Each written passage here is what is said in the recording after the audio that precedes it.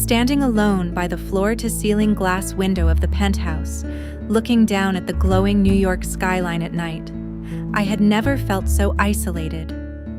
When the heavy oak front door slowly opened, Mark walked in. He looked exhausted, sluggishly dragging his feet across the hardwood and tossing his keys onto the side table.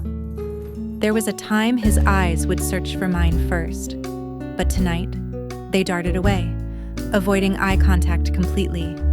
A forced, nervous smile, a stiff, hollow embrace. The physical distance between our bodies felt vast, even with his arm around my waist. And then, the moment he pulled away, I smelled it. That scent. A strange, sweet perfume that sharply filled my senses, making my eyebrows furrow in sudden confusion and shock. I held the collar to my face and inhaled deeply, my chest heaving as the scent confirmed my worst fears. But what truly shattered my world wasn't the perfume. It was a single, long, dark brunette hair resting delicately on the dark fabric, not my blonde hair. My legs gave out. I slowly sank onto my knees on the luxury rug. Right then, his smartphone suddenly lit up on the marble table next to his keys. The cold glow of the screen felt like a cruel invitation. With tear-stained cheeks, my crushing sadness instantly boiled into intense anger. My fingers trembled as I grabbed the phone and aggressively swiped up on the screen. The messages stared back at me. Every word, a knife straight to my chest. The ultimate betrayal had been confirmed. A single tear fell as my jaw clenched in absolute fury. He walked back into the brightly lit hallway, wiping his hands with a towel, and stopped dead in his tracks. He saw me holding his phone.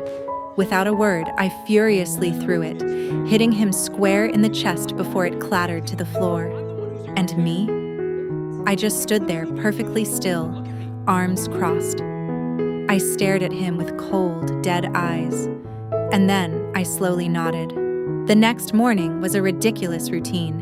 He wore a fresh navy blue suit, kissed me lightly on the forehead, grabbed his briefcase, and left. A perfect husband, a perfect illusion. But the moment he was gone, I changed. A stylish black trench coat, large, dark designer sunglasses to hide my determined and dangerous eyes. Across the street, Mark's black luxury SUV pulled up to a high-end classic hotel. Hidden behind a large marble pillar inside the grand lobby, I adjusted my glasses.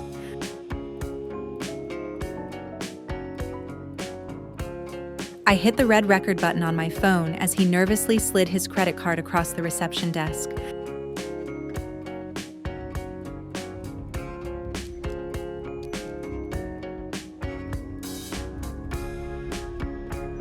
I followed him toward the exclusive, dimly lit lounge bar. And there she was. Chloe, a young woman in a seductive red silk dress, sipping a martini, waiting expectantly.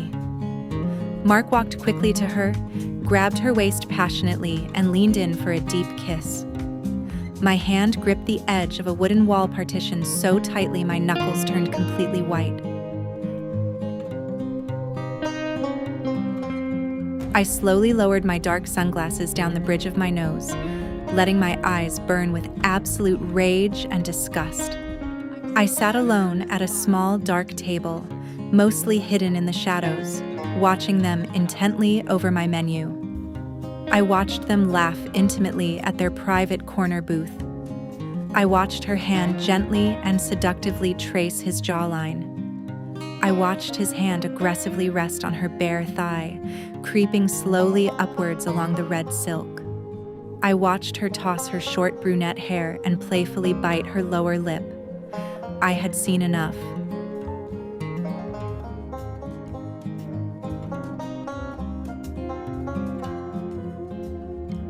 My face hardened into stone. I elegantly raised 2 fingers to signal a passing waiter. A waiter placed 2 full glasses of dark red wine on my table. I smoothly picked up 1 glass in each hand. I gracefully stood up from my table, stepping out of the shadows. Walking purposefully across the lounge floor in slow motion, my black trench coat flowing beautifully, I moved like a predator toward their booth. I suddenly towered over them.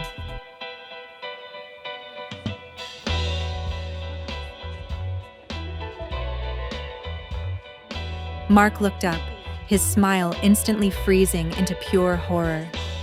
Chloe looked up, extremely confused and slightly annoyed, having no idea who I was. She was about to find out. Without hesitating, I calmly and smoothly tipped the first glass, pouring the red wine directly over Mark's head. It splashed over his hair and face. Instantly, I turned and smoothly poured the second glass directly onto Chloe's chest, ruining the seductive red silk dress.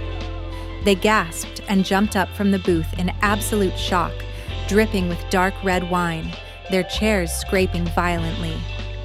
Mark stood there humiliated, dark red wine dripping down his nose and chin, staining his white shirt.